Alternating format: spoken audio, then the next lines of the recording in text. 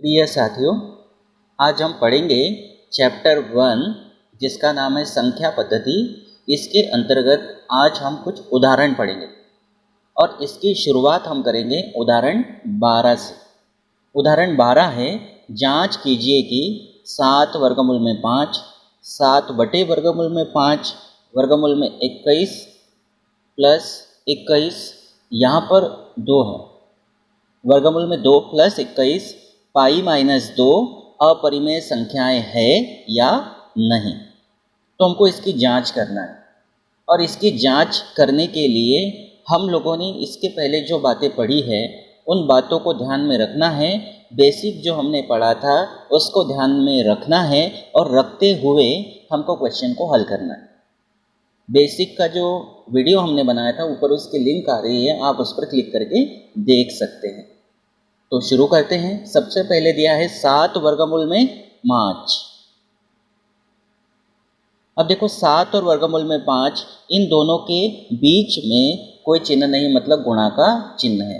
तो 7 है परिमेय संख्या और वर्गमूल में 5 है अपरिमेय संख्या। और हमने इसके पहले पढ़ा है कि एक शून्यतर परिमेय संख्या, शून्यतर का मतलब होता है जो शून्य ना हो। शून्यतर परिमेय संख्या और अपरिमेय संख्या का गुणा अपरिमेय होता है। तो इसको कैसे हल करेंगे, देखो हम लिखेंगे, क्योंकि 7 एक परिमेय संख्या है, परिमेय संख्या है तथा वर्गमूल में 5 एक अपरिमेय संख्या। ये बात आप जानते हैं बहुत बढ़िया तरीके से, अपरिमेय संख्या है।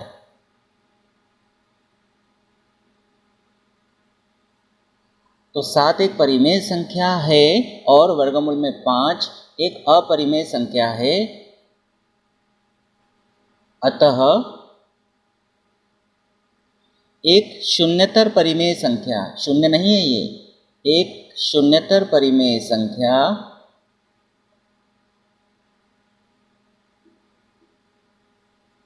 परिमेय संख्या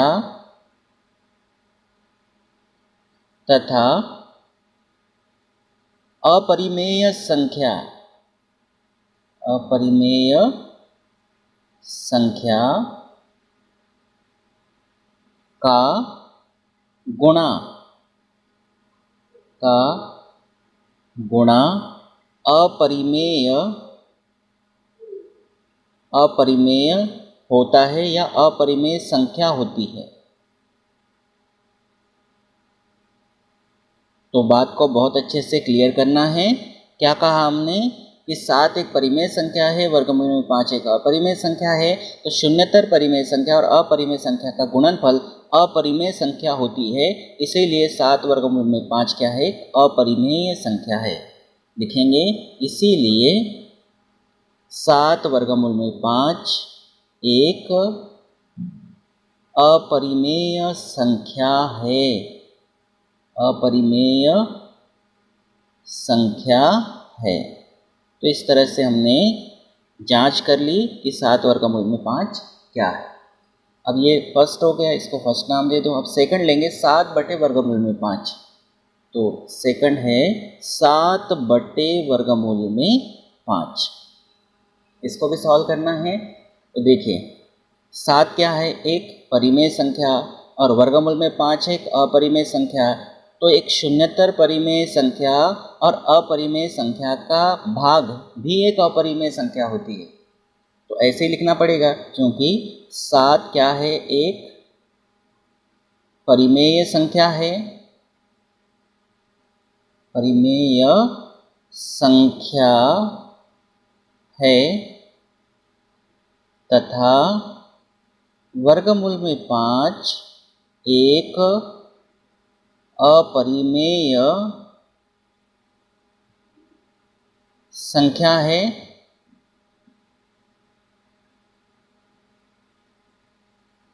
अतः एक शून्यतर परिमेय संख्या, शून्यतर मतलब मैं आपको बार बार ये चीज़ बता चुका हूँ, शून्यतर मतलब जो शून्य ना हो। अतः एक शून्यतर परिमेय संख्या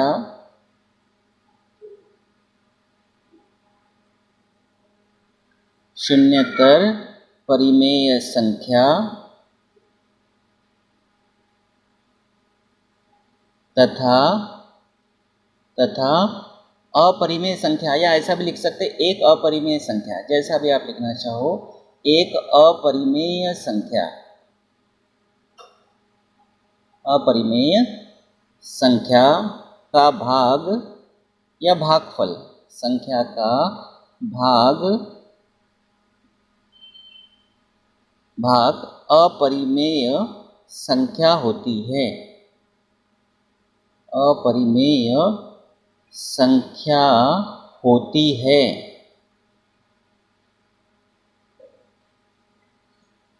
ठीक है, तो क्या लिखेंगे, इसीलिए 7/वर्गमूल में 5 क्या है, एक अपरिमेय संख्या है।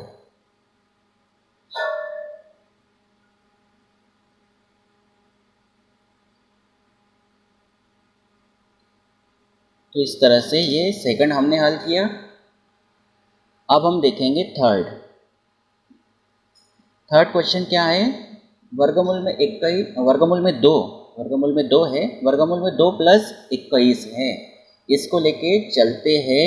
वर्गमूल में 2 + 21, इसको हल करेंगे। वर्गमूल में 2 है एक अपरिमेय संख्या और 21 है परिमेय संख्या। एक अपरिमेय संख्या और परिमेय संख्या का योग अपरिमेय संख्या होती है, ये भी बात हमने बेसिक में पढ़ी थी।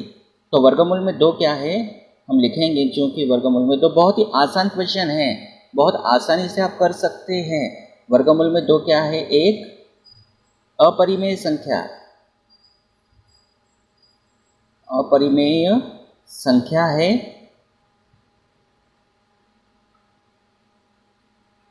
तथा 21 एक परिमेय संख्या है।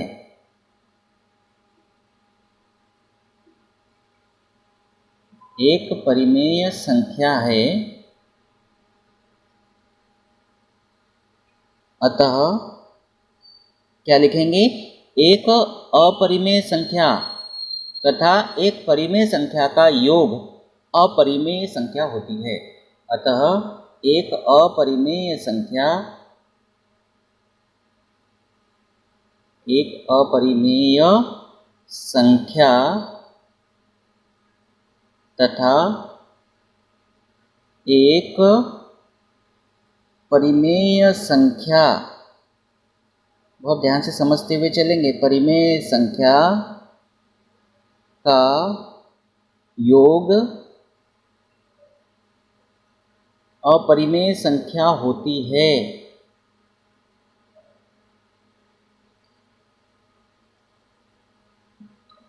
संख्या होती है, इसीलिए वर्गमूल में 2 + 21, वर्गमूल में 2 + 21 एक अपरिमेय संख्या है।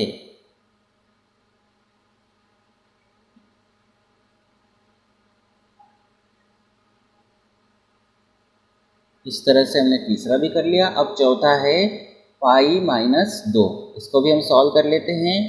फोर्थ हम लिखेंगे π-2, बहुत बढ़िया तरीके से आप इसको भी हल कर सकते हैं। पाई है एक अपरिमेय संख्या और 2 है परिमेय संख्या। तो हम जानते हैं कि अपरिमेय संख्या और परिमेय संख्या का अंतर भी अपरिमेय संख्या होती है। तो हम लिखेंगे, चूँकि पाई, ये बात बहुत अच्छे से आप पढ़ चुके हैं क्या, कि पाई एक अपरिमेय संख्या है। तो पाई एक अपरिमेय संख्या है, अपरिमेय संख्या है तथा 2 एक परिमेय संख्या है, परिमेय संख्या है अतः एक अपरिमेय संख्या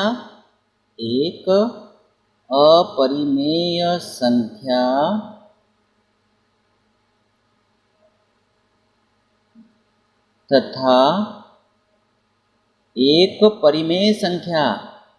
एक परिमेय संख्या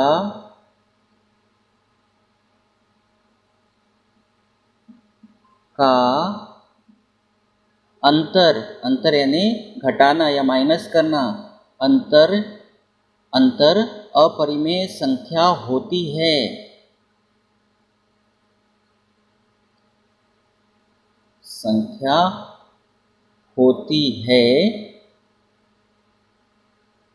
ठीक है, इसीलिए क्या लिखेंगे, पाई माइनस 2 एक अपरिमेय संख्या है। तो इस तरह से आपने देखा कि हमारे पास जो क्वेश्चन दिया था उसमें सारी की सारी जो संख्याएं हैं वो अपरिमेय हैं। क्वेश्चन में पूछा था जांच कीजिए कि ये सब अपरिमेय संख्या है या नहीं, तो है या नहीं पूछा था, तो सारी की सारी क्या है, अपरिमेय संख्या है। अब हम देखते हैं अगला उदाहरण। उदाहरण 13 है, 2 वर्गमूल में 2 प्लस 5 वर्गमूल में 3 और वर्गमूल में 2 माइनस 3 वर्गमूल में 3 को जोड़िए। जोड़ने का मतलब क्या होता है, जोड़ने का मतलब है प्लस करने से। तो हमको सिंपली हल करना है इसको, पहले इसको लिख लेंगे, 2 वर्गमूल में 2 प्लस 5 वर्गमूल में 3, ये लिख लिया। इसको कोष्टक में लिख लेते हैं और जोड़ना है तो प्लस करते हैं, और फिर इसको इस व्यंजक को लिख लेते हैं, वर्गमूल में 2 माइनस 3 वर्गमूल में 3, दोनों को क्या करना है, जोड़ना है।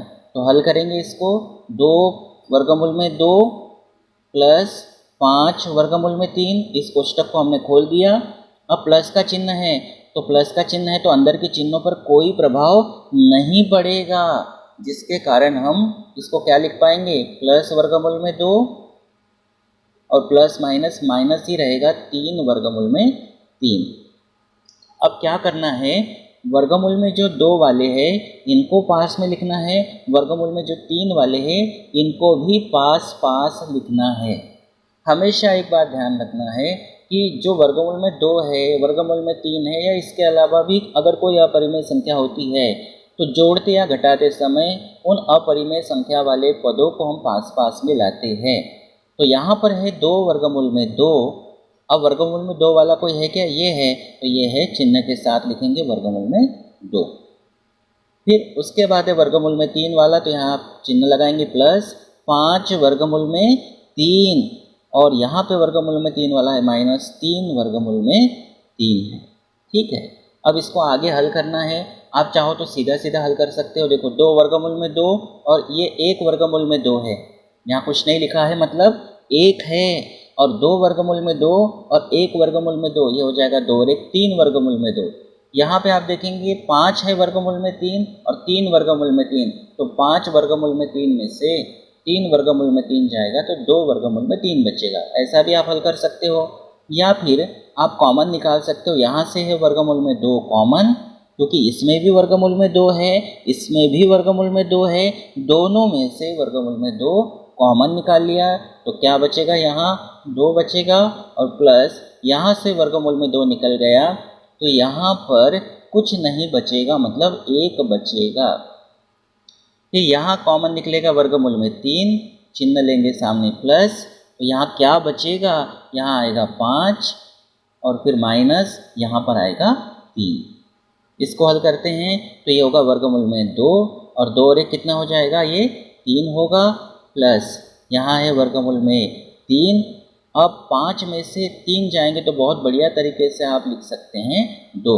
अब हम परिमेय संख्या को पहले लिख लेते हैं, 3 वर्गमूल में 2 और प्लस यहाँ पे परिमेय संख्या को पहले लिख लेते 2 और वर्गमूल में 3। तो जो बात मैंने आपसे कही थी कि आप यहाँ पे 2 वर्गमूल में 2 और 1 वर्गमूल में 2, डायरेक्ट आप 3 वर्गमूल में 2 लिख सकते थे।